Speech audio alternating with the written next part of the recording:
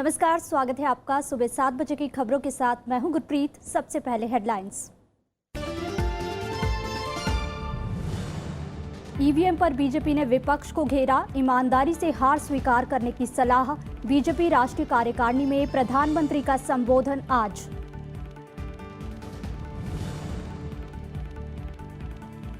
उत्तर प्रदेश में नए राजनीतिक समीकरणों के संकेत। मायावती के बाद अखिलेश यादव का बड़ा बयान, कहा तलाशेंगे नए राजनीतिक रास्ते।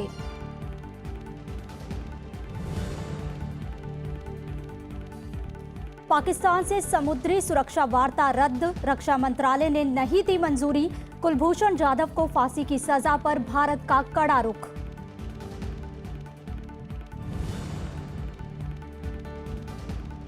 सीरिया में बस काफिले पर भीषण आत्मघाती हमला, 100 से ज्यादा की मौत, कई जख्मी।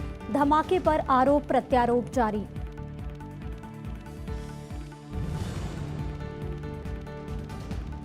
सिंगापुर ओपन बैडमिंटन फाइनल में आज दो भारतीयों का भी मुकाबला। श्रीकांत और बी साई प्रणीत होंगे आमने सामने। मैच पर टिकी सबकी निगाहें।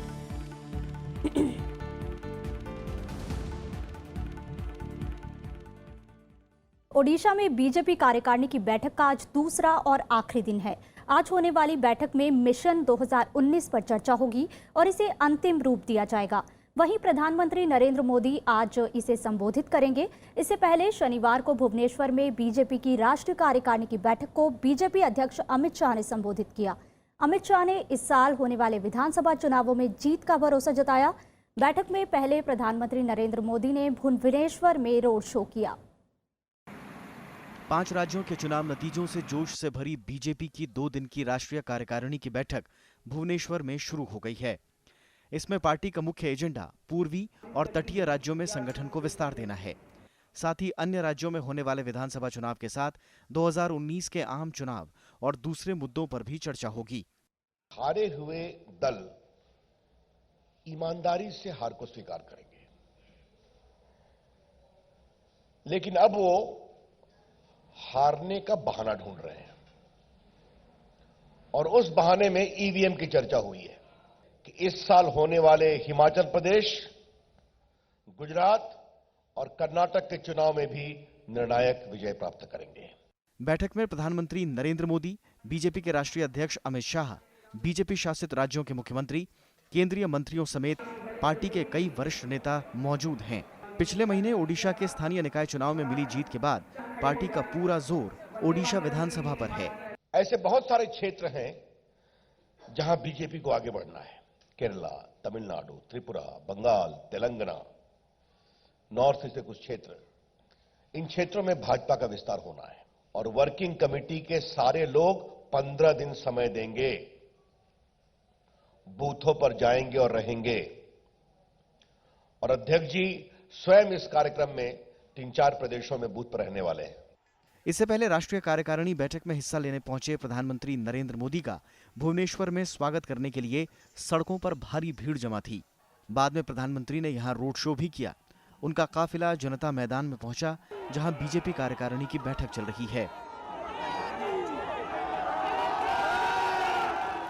2 दिन की राष्ट्रीय कार्यकारिणी को प्रधानमंत्री नरेंद्र मोदी और बीजेपी अध्यक्ष अमित शाह संबोधित करेंगे। इसके अलावा पार्टी रणनीति पर भी व्यापक चर्चा होगी। ओडिशा में 20 साल बाद राष्ट्रीय कार्यकारिणी की बैठक हो रही है। भुवनेश्वर से प्रणव गोस्वामी, राज्यसभा टीवी। बैठक पर ज्यादा जानकारी के लिए हमारे संवाददाता भुवनेश्वर से सीधे हमारे साथ जुड़ गए हैं। प्रणव, कार्यकारिणी की बैठक का आज दूसरा दिन है, किन अहम मुद्दों पर चर्चा की उम्मीद है? देखिए, आज 2 प्रस्ताव लाए जाएंगे इस कार्यकारिणी की बैठक में। एक राजनीतिक प्रस्ताव होगा और एक आर्थिक प्रस्ताव होगा।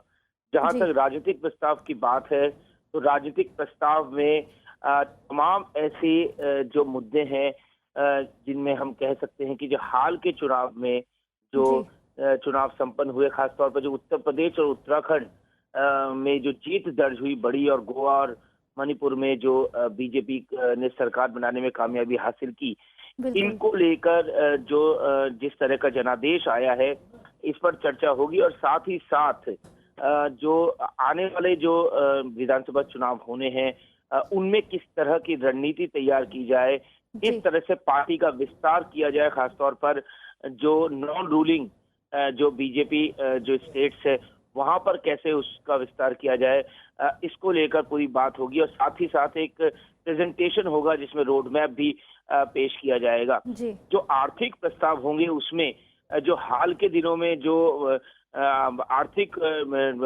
जो क्षेत्र में जिस तरह के निर्णय लिए गए जो सरकार की तरफ से, एनडीए सरकार की तरफ से, उनकी एक तरह से लेखा जोखा रखा जाएगा, उनके बारे में चर्चा होगी। खासतौर पर जो डिजिटल लेन देन पर जो सरकार का जोर रहा है उसके किस तरह के फायदे हो सकते हैं, और साथ ही साथ जो जीएसटी हाल ही में संसद के दोनों सदनों से जो पारित हुआ है उसको लेकर किस तरह से जो पूरे टैक्स रिजीम में जो बदलाव आएगा, जो आर्थिक सुधारों की दिशा में महत्वपूर्ण एक माइलस्टोन करार दिया है बीजेपी ने, इसको लेकर प्रस्ताव पारित किया जाएगा और इन पर चर्चा भी की जाएगी।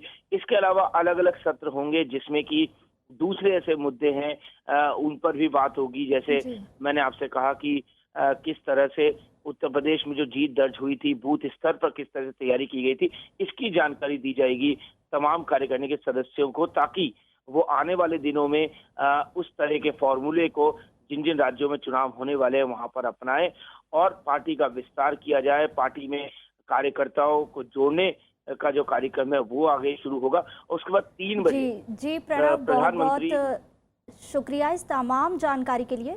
आगे बढ़ते हैं।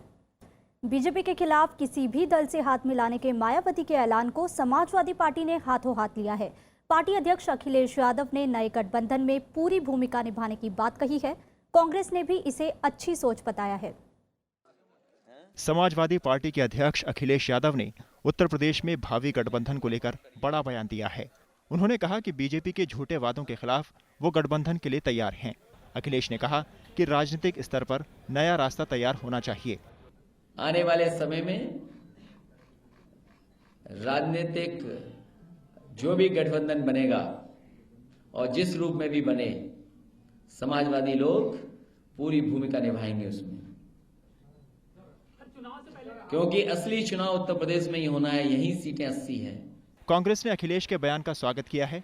पार्टी ने कहा कि गठबंधन पर कोई भी फैसला कार्यकर्ताओं से बात करके लिया जाएगा। उनकी सोच अच्छी है, आदमी चोट खा के सीखता है और ये बहुत सही फैसला है उनका। अगर ये ऐसा सोचा है उन्होंने अपने कार्यकर्ताओं से बात कर ली होगी, अपने नेताओं से बात कर ली होगी। भावना कार्यकर्ता की, चाहे उनका कार्यकर्ता हो चाहे हमारा कार्यकर्ता हो, भावना जो है सर्वोपरि रहेगी। बीजेपी ने गठबंधन की अटकलों को ज्यादा तवज्जो नहीं दी है। पार्टी का कहना है कि यूपीए के दौरान भी समाजवादी पार्टी और बीएसपी कांग्रेस सरकार को समर्थन दे रहे थे। मिले तो यही है, वो कोई नई घटना होने वाली है ऐसा कुछ नहीं है, हम सब जान ही रहे हैं। लेकिन किसी सकारात्मक सोच पर मिलें तो बात समझ में आती है। ये तो हमको फिर रोकने की बात कर रहे हैं। बीएसपी अध्यक्ष मायावती ने शुक्रवार को कहा था कि वो बीजेपी के खिलाफ किसी भी दल से हाथ मिलाने को तैयार हैं। Bureau report, Rajya Sabha TV. Srinagar Lok Sabha seat पर जीत के बाद नेशनल कॉन्फ्रेंस के अध्यक्ष फारूक अब्दुल्ला ने जम्मू कश्मीर में राज्यपाल शासन लगाने की मांग की। वहीं राज्य सरकार ने फारूक अब्दुल्ला पर हालात पर राजनीति करने का आरोप लगाया। जम्मू कश्मीर में श्रीनगर लोकसभा उपचुनाव में नेशनल कॉन्फ्रेंस ने जीत दर्ज की है। नेशनल कॉन्फ्रेंस के अध्यक्ष फारूक अब्दुल्ला ने पीडीपी के नजीर अहमद खान को हराया। चुनाव जीतने के बाद फारूक अब्दुल्ला ने मतदाताओं का शुक्रिया अदा किया और प्रदेश में राज्यपाल शासन लगाए जाने की मांग की। श्रीनगर लोकसभा उपचुनाव 9 अप्रैल को हुए थे। पहले ये सीट सत्तारूढ़ पीडीपी के पास थी। गवर्नर से अपील करता हूं और प्रेसिडेंट ऑफ इंडिया से अपील करता हूं कि इस हुकूमत को बर्खास्त करके प्रेसिडेंट गवर्नर रूल लगाया जाए, जिसमें लोगों को कुछ आसानियां और सहूलियतें मिल सकें। साल 2014 के लोकसभा चुनावों में अब्दुल्ला पीडीपी के तारिक हमीद कर्रा से चुनाव हार गए थे। इसके बाद कर्रा ने पीडीपी और लोकसभा से इस्तीफा दे दिया था। जिस तरीके का वो वहाँ पोलराइज कर रहे हैं और पत्थरबाजों को, एंटी नेशनल्स को इंस्टिगेट कर रहे हैं, ये वहाँ की सुरक्षा के लिए एक रोटियां सेकने वाली बात है, राजनीतिक रोटियां सेकने की बात है।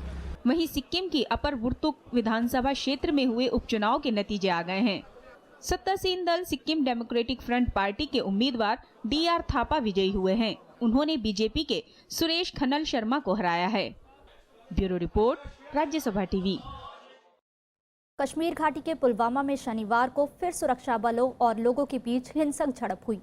इसमें 20 लोग घायल हुए हैं। पुलिस के मुताबिक डिग्री कॉलेज के करीब पुलिस ने बैरिकेड लगाया था। इस दौरान कुछ युवकों ने सुरक्षा बलों पर पथराव शुरू कर दिया। बेकाबू भीड़ को काबू में करने के लिए सुरक्षा बलों ने लाठीचार्ज और आंसू गैस के गोले छोड़े।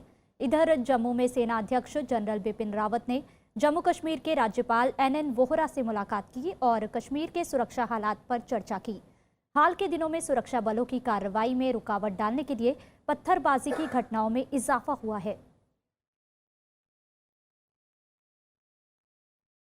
कुलभूषण जाधव मामले में भारत ने कड़ा रुख दिखाया है और पाकिस्तान के साथ अगले हफ्ते होने वाली समुद्री सुरक्षा वार्ता को रद्द कर दिया है। पाकिस्तान की ओर से कुलभूषण जाधव से मिलने की इजाजत नहीं देने पर सख्त कदम उठाने के संकेत दिए गए हैं। कुलभूषण जाधव को फांसी की सजा सुनाए जाने से उपजे विवाद के बीच भारत ने अगले हफ्ते पाकिस्तान के साथ समुद्री सुरक्षा वार्ता रद्द कर दी है। पाकिस्तान की समुद्री सुरक्षा एजेंसी का एक प्रतिनिधिमंडल रविवार से 3 दिन के लिए दिल्ली आने वाला था। इसमें मछुआरे, समुद्री निगरानी और बचाव अभियान से जुड़े मुद्दों पर बातचीत होनी थी। पीटीआई ने तटरक्षक बल के सूत्र के हवाले से जानकारी दी है कि रक्षा मंत्रालय ने इस वार्ता को मंजूरी नहीं दी है। विदेश मंत्रालय भी जाधव के मामले में कड़े कदम उठाने की बात कह रहा है। We have asked for consular access 13 times. It has not been provided to us. Yes, sir. All this points to a particular thing. We are taking our own action. I don't want to detail anything. कानूनी मामलों के जानकारों का कहना है कि पाकिस्तान की ओर से कुलभूषण जाधव से मिलने की इजाजत नहीं देना अंतर्राष्ट्रीय कानून का उल्लंघन है। साथ ही कुलभूषण जाधव के साथ अनहोनी की आशंका भी जताई जा रही है। क्योंकि पहले तो इंटरनेशनल लॉ का कंप्लीट वायलेशन तो है ही, लेकिन मुझे डर इस बात का है, शायद जो जाधव को टॉर्चर करने के बाद शायद उनकी मृत्यु हो गई होगी और इसीलिए अभी जाधव जी को मिलना है तो किससे मिलवाए, ये भी उनके पास सवाल खड़ा होगा। पाकिस्तान की सैन्य अदालत ने भारतीय नागरिक कुलभूषण जाधव को रॉ का एजेंट बताते हुए मौत की सजा सुनाई है। पाकिस्तान कई बार भारत के कुलभूषण जाधव से मिलने के अनुरोध को खारिज कर चुका है। शुक्रवार को भी भारतीय उच्चायुक्त ने पाकिस्तानी विदेश सचिव से मिलकर कुलभूषण से मुलाकात करने की इजाजत मांगी थी, जिसे पाकिस्तान ने खारिज कर दिया। भारतीय उच्चायुक्त ने कुलभूषण के खिलाफ आरोप पत्र और कोर्ट के फैसले की भी कॉपी मांगी है। इस मामले को लेकर दोनों देशों के रिश्तों में तनाव बढ़ गया है। Bureau report, Rajya Sabha TV. Manipur के स्वास्थ्य मंत्री एल जयंत कुमार सिंह ने अपने पद से इस्तीफा दे दिया है। उन्होंने काम में अनावश्यक हस्तक्षेप का आरोप लगाकर पद छोड़ दिया है। जयंत कुमार के पास स्वास्थ्य मंत्रालय के साथ 3 और विभागों की जिम्मेदारी थी। मणिपुर में करीब 1 महीने पहले बीजेपी ने सरकार बनाई है। जयंत कुमार को नेशनल पीपुल्स पार्टी के कोटे से मंत्री बनाया गया था। उन्हें 8 और मंत्रियों के साथ शपथ दिलाई गई थी। पंजाब सरकार ने कर्ज माफी पर सुझाव के लिए एक विशेषज्ञ समूह बनाया है। समूह को 60 दिन में अपनी रिपोर्ट सौंपनी है। 3 सदस्यों का समूह किसानों पर कर्ज की कुल रकम का पता लगाएगा और इसे माफ करने के तरीकों पर सुझाव देगा। साथ ही कर्ज माफी के लिए संसाधन जुटाने के उपायों पर भी सिफारिश देगा।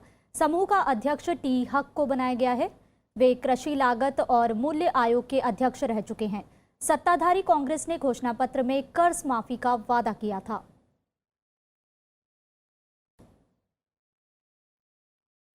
दिल्ली के जंतर मंतर पर तमिलनाडु के किसानों का प्रदर्शन जारी है। इन किसानों को प्रदर्शन करते हुए 1 महीने से ज्यादा हो गया है। उधर तमिलनाडु के दूसरे इलाकों में भी शनिवार को किसानों ने प्रदर्शन किया और कर्ज माफी की मांग की। ट्रेड यूनियन ने किसानों के समर्थन में 22 अप्रैल को तमिलनाडु बंद का ऐलान किया है। एक रिपोर्ट के मुताबिक तमिलनाडु में 140 सालों में पहली बार इतना भयंकर सूखा पड़ा है। सूखे के कारण 140 से ज्यादा किसान आत्महत्या कर चुके हैं।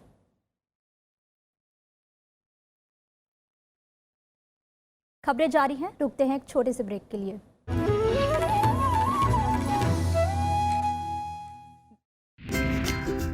कागज पर उतरी रेखाएं, नेता के माथे चिंताएं, ब्यूरोक्रेसी तनी तनी सी, पब्लिक लेकिन खिली खिली सी।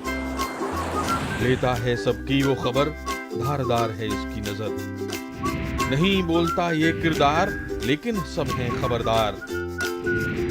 पढ़ने वाले का जीते मन, सिर्फ एक है वही लक्ष्मण। देखिए विरासत में इस बार R.K. लक्ष्मण का कार्टून संसार।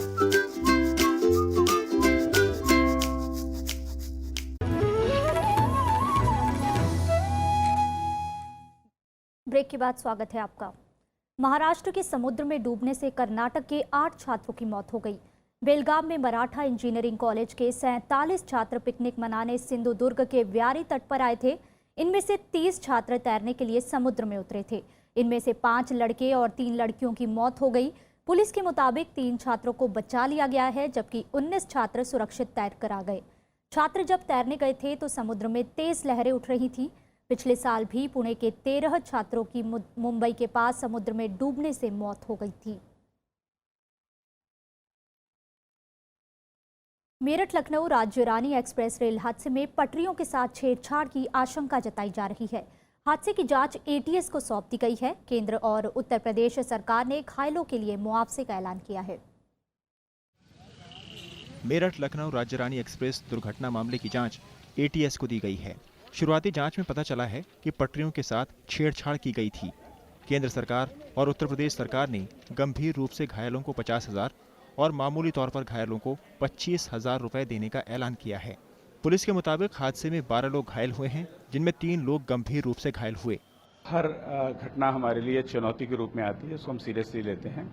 इसकी भी पूरी विस्तृत जांच होगी, कारणों का पता लगाया जाएगा और करेक्टिव मेजर्स जो भी हैं वो लिए जाएंगे। यहाँ पे एक पटरी को वेल्ड किया हुआ था, उस जहाँ पे वो पटरी वेल्डेड थी वहाँ से ब्रेक हुई है और जिसकी वजह से ये हादसा हुआ। 8 बोगियाँ डिरेल हुई हैं, जिनमें से एक पलट गई थी। शनिवार सुबह करीब 8:30 बजे रामपुर के नजदीक राज्य रानी एक्सप्रेस के 8 डिब्बे पटरी से उतर गए थे। घायलों को उपचार के लिए नजदीकी अस्पताल में पहुंचाया गया।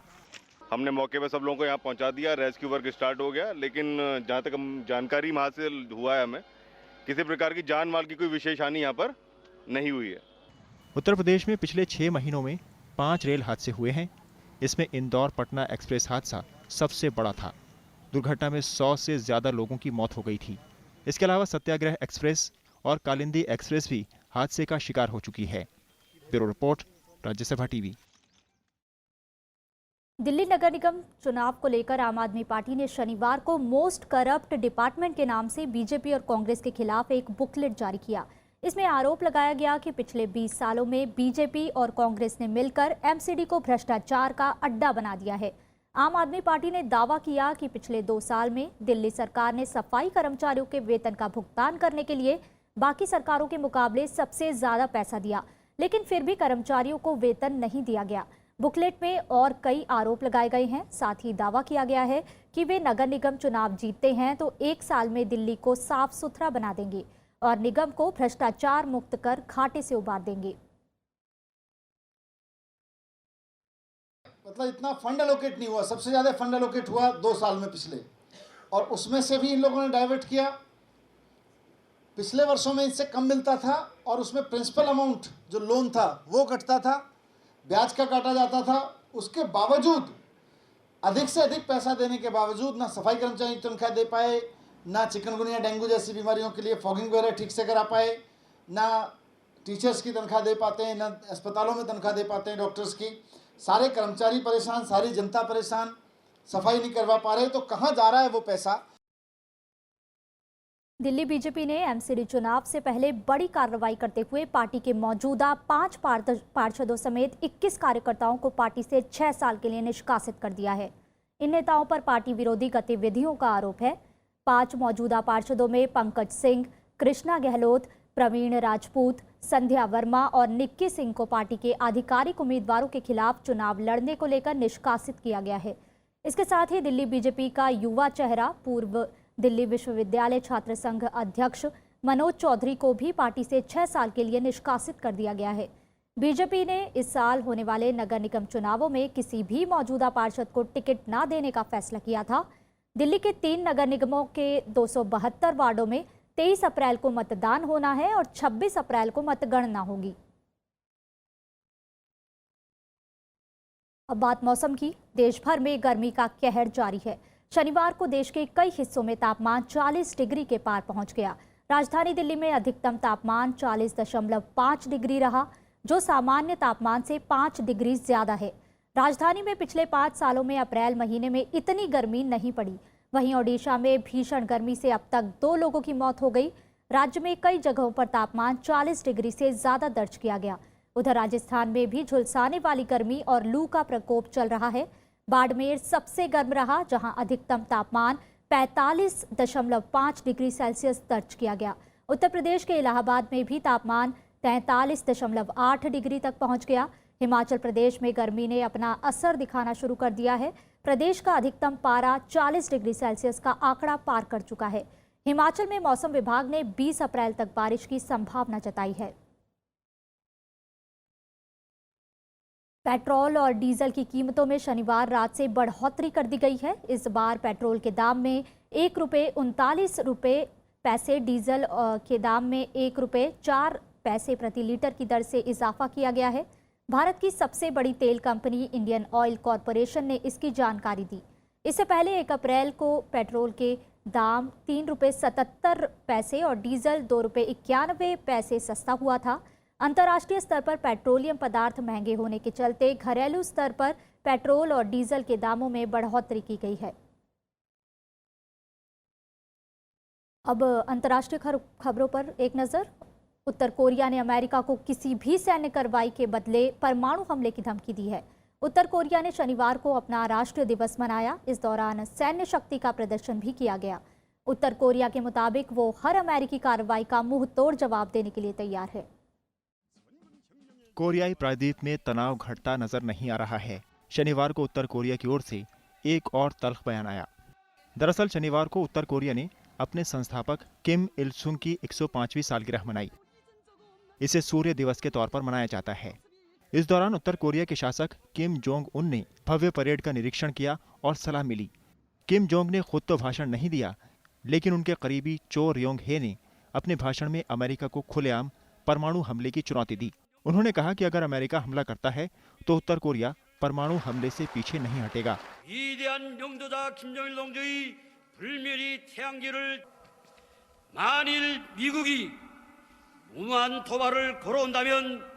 शनिवार को हुई परेड में कई नई मिसाइलों का भी प्रदर्शन किया गया, जिसमें लंबी दूरी की सबमरीन मिसाइलें भी शामिल हैं।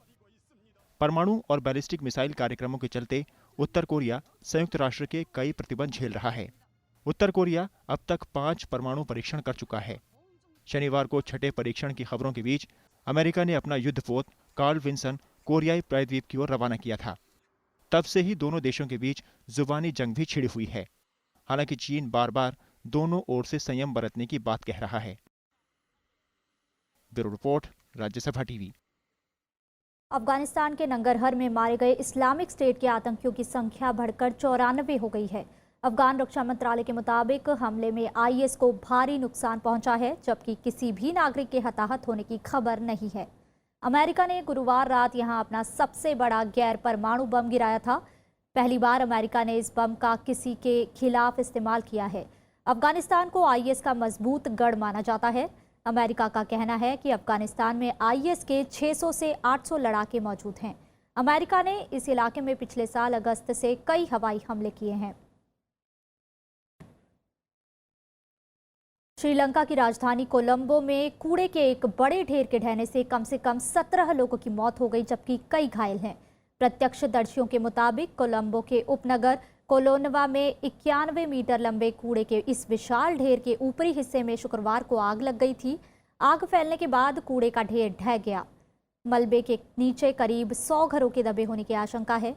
पुलिस के मुताबिक करीब 145 घरों को नुकसान हुआ है। बताया जा रहा है कि ज्यादातर लोग कच्चे मकानों और झुग्गी झोपड़ियों में रहते थे और स्वास्थ्य पर असर के चलते कई दिनों से इस ढेर को यहां से हटाने की मांग भी चल रही थी। सरकार ने भी इसे हटाने की योजना बनाई थी, लेकिन उससे पहले ही ये हादसा हो गया। मौके पर पुलिस और आपातकालीन सेवाओं से जुड़े लोग राहत और बचाव में जुटे हैं। सीरिया में सरकारी नियंत्रण वाले इलाके से बाहर निकाले जा रहे लोगों के काफिले पर एक बड़ा आत्मघाती हमला हुआ, जिसमें 100 से ज्यादा लोग मारे गए हैं। मरने वालों में बच्चे, सरकार के समर्थक और विपक्षी लड़ाके भी शामिल हैं। बम धमाका तब हुआ जब ये काफिला विद्रोहियों के नियंत्रण वाले एक इलाके में रुका था, जो अलेप्पो शहर के बाहर है। बसों में 2 गांव के लोग थे। इन गांवों पर सरकार का नियंत्रण है, मगर इन्हें विद्रोहियों ने घेरा हुआ था, जिससे वहां के लोग फंसे हुए थे। सरकार और विद्रोहियों के कब्जे वाले इलाकों से लोगों को एक समझौते के तहत बाहर निकाला जा रहा है। हमले के बावजूद इस पर अमल जारी रहा और दोनों ही तरफ से बसें लोगों को लेकर सुरक्षित जगहों पर पहुंच गई। अमेरिका ने चीन को मुद्रा में गड़बड़ी करने वाला देश मानने से इनकार कर दिया है। हालांकि वित्त विभाग की छमाही रिपोर्ट के चीन समेत 6 देशों को निगरानी सूची में रखा गया है। इनमें जर्मनी, जापान, कोरिया, स्विट्जरलैंड और ताइवान भी शामिल है। रिपोर्ट में कहा गया कि चीन लंबे वक्त से मुद्रा बाजार में एक तरफा हस्तक्षेप करता रहा है। चीन पर ट्रंप प्रशासन का ये बड़ा यू टर्न है। राष्ट्रपति चुनाव प्रचार के दौरान ट्रंप ने चीन पर मुद्रा में फेरबदल करने का आरोप लगाया था और उसे सबक सिखाने की बात कही थी। हालांकि पिछले दिनों दोनों देशों के राष्ट्रपतियों की मुलाकात में इन मुद्दों पर चर्चा हुई थी और इसके बाद ट्रंप के रुख में बदलाव आया था। Singapore open super series badminton tournament में पुरुष एकल का खिताब किसी भारतीय के नाम होगा। फाइनल में पहुंचने वाले दोनों भारतीय हैं। आज नेट पर एक तरफ के श्रीकांत होंगे तो दूसरी तरफ बी साई प्रणीत होंगे। श्रीकांत ने कल खेले गए सेमीफाइनल मुकाबले में इंडोनेशिया के एंथनी सिनसुका गिंटिंग को 21-13, 21-14 से हराया और फाइनल में जगह बनाई। उन्होंने ये मैच 42 मिनट में जीता। आंध्र प्रदेश के प्रणीत का ये पहला सुपर सीरीज फाइनल मुकाबला है। प्रणीत ने कोरिया के ली दोंग क्यून को 21-6, 21-8 से हराकर फाइनल में जगह बनाई। ऐसा पहली बार हुआ है कि जब किसी सुपर सीरीज मुकाबले में भारतीयों के बीच मुकाबला होगा। दुनिया के सबसे ज्यादा बुजुर्ग व्यक्ति की मौत हो गई है। इटली की एमा मेरोने ने 117 साल की उम्र में आंखें मूंद ली। 19वीं सदी में पैदा हुई एमा को अब तक जीवित अकेला व्यक्ति माना जाता था। उनका जन्म 29 नवंबर 1899 को इटली में हुआ था। उन्होंने 3 शताब्दियों में जीवन जिया। इस दौरान उन्होंने 2 विश्व युद्ध और इटली में 90 से ज्यादा सरकारों की देखा।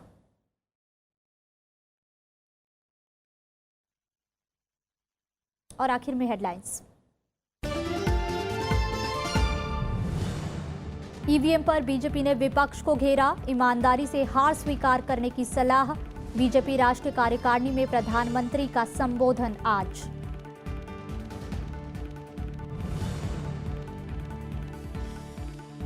उत्तर प्रदेश में नए राजनीतिक समीकरणों के संकेत। मायावती के बाद अखिलेश यादव का बड़ा बयान, कहा तलाशेंगे नए राजनीतिक रास्ते।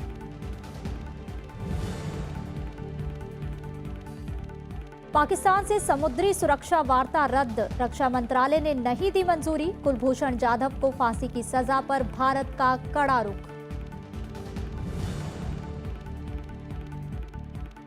सीरिया में बस काफिले पर भीषण आत्मघाती हमला, 100 से ज्यादा की मौत, कई जख्मी। धमाके पर आरोप प्रत्यारोप जारी।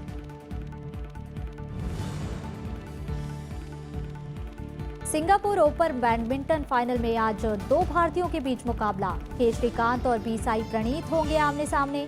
मैच पर टिकी सबकी निगाहें। फिलहाल बुलेटिन में इतना ही। आगे देखिए तरकश।